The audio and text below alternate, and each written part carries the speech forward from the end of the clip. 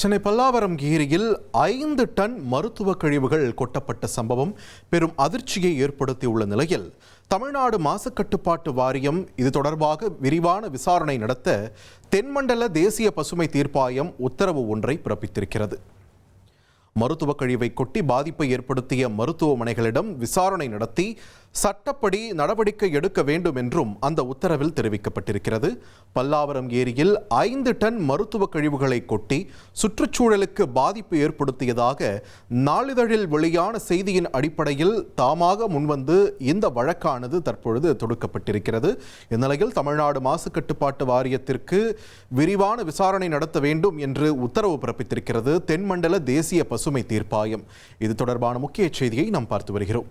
1,28,00,000 மனங்களை வென்ற தந்தி TV YouTube channel. தவிர்க்க முடியாத தம்ப்நெயில், கலக்கலான கான்டென்ட்ஸ். நீங்களும் இந்த குடும்பத்தில் இணைய இப்பவே சப்ஸ்கிரைப் பண்ணுங்க. அசுரபலம் கொண்ட எங்கள் டிஜிட்டல் கரங்களில் உங்கள் விளம்பரங்களை சேர்க்க வாட்ஸ்அப் பண்ணுங்க. 8939888838. Email advtthanditv@dttv.in.